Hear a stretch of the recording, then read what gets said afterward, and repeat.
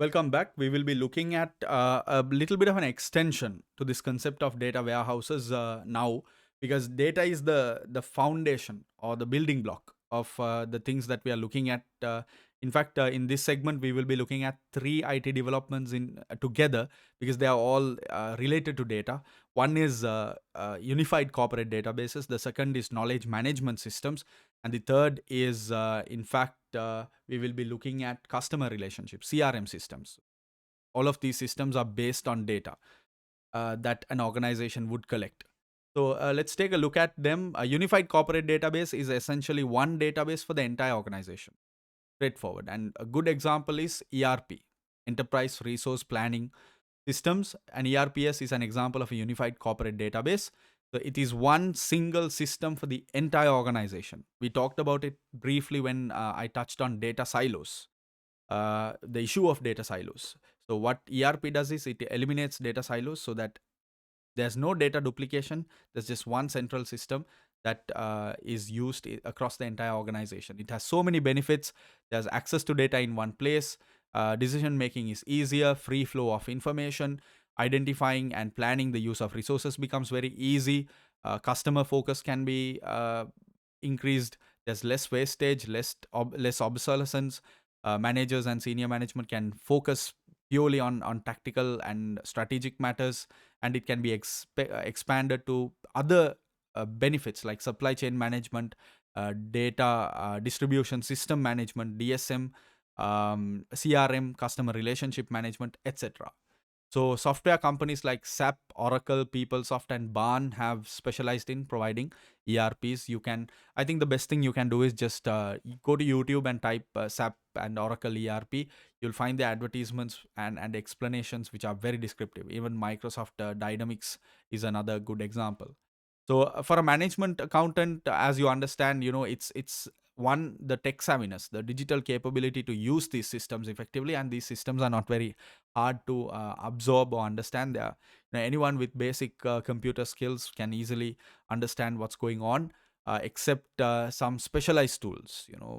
Tools that are quite functional. So accounting will have their own kind of work, HR will have their own kind of work. So they have to like slightly train for those. But what we see is that with modern upgrades, like with the 2000, the SAP 2015 is very different to SAP 2021. So what SAP 2021 has done is that it's made so much of the processes very easy.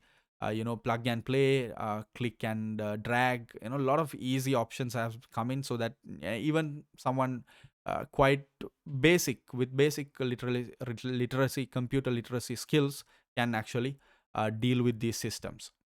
The second aspect is KMSs, knowledge management systems. The knowledge in general would be the useful version of data. So raw data is something that we may not be able to use. Once you process it and you bring it to something usable, you call it information.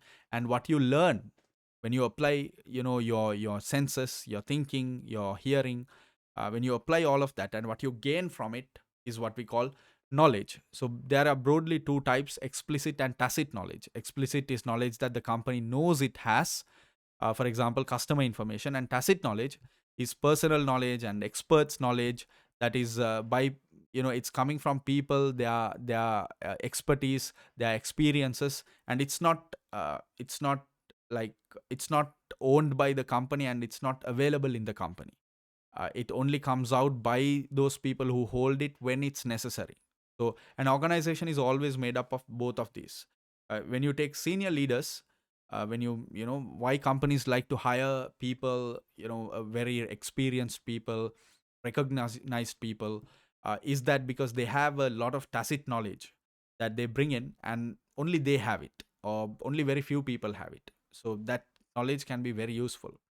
Now, knowledge management is the process for the acquisition, sharing, retention, and utilization of knowledge. So it's everything related to managing your knowledge within the company, both the explicit and the tacit knowledge.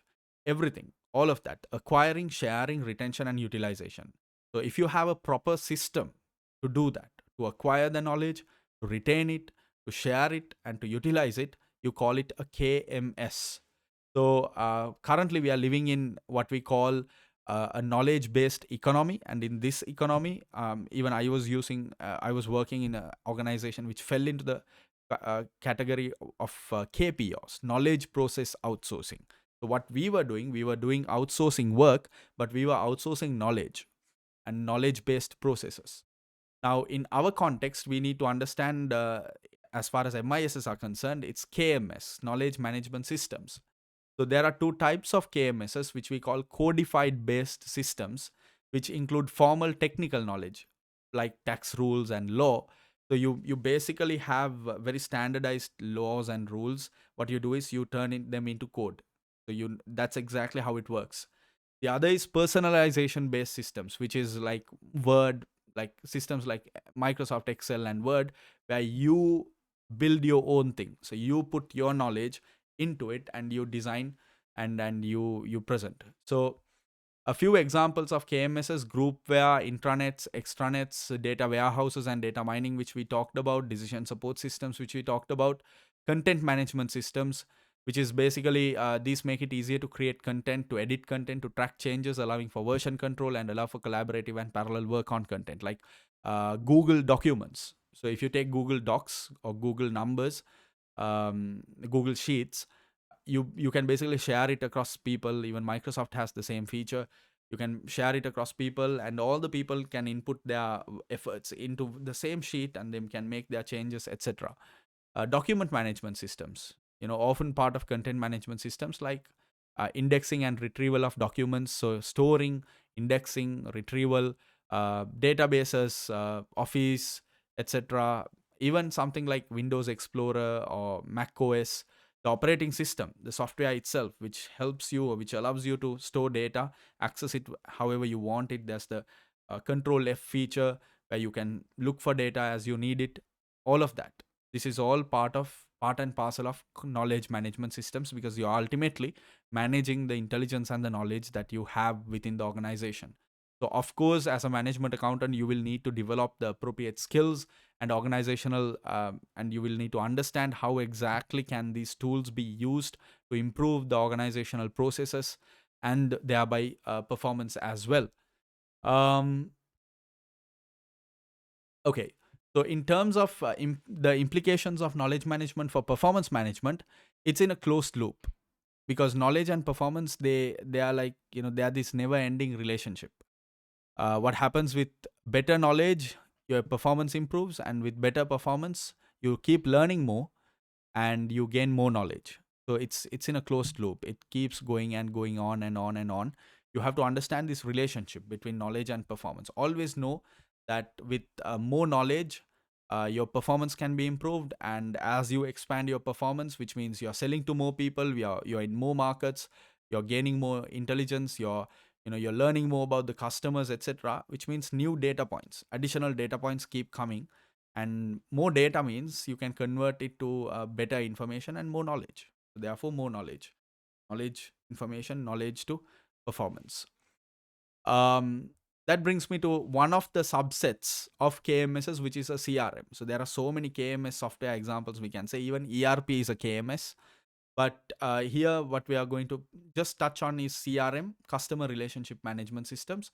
It is basically a process the organization uses, a software essentially, to identify, attract, and win new customers, to retain existing customers, and to entice past customers back, to bring back any customers who've left the company. So CRM officially or formally would refer to the technology that is used to gather the information needed to achieve the above. Basically, to identify and attract and win new customers, to retain the existing ones, and to get back any customers who have left the organization. This is all those emails. Maybe you bought something, ordered something from Uber 2 years ago, and then you gave your email address, and since then you've been getting emails, and you've never ordered, but you've been getting emails, and sometimes you've been almost tempted to buy something. That is happening through the CRM. They're trying to win you back. The building blocks of a typical CRM system are essentially, there's a database, there are tools to access and extract, as we saw with the data warehouse. There should be something that measures performance. So KPIs will be embedded within the system, and that data is ongoingly on an ongoing basis collected and shared with the relevant parties, if possible, by processing that data through a decision support system, so that what is shared with the managers, senior managers, directors is usable intel. So advantages and disadvantages are provided here, very very self-explanatory. You can take a look at it as you go along. On that note, we wrap that portion on the extension of data warehouses and how data is becoming a major power within organizational performance through unified corporate databases, through knowledge management systems, and through CRMs and the like. I'll see you in a different video. Good luck and thank you.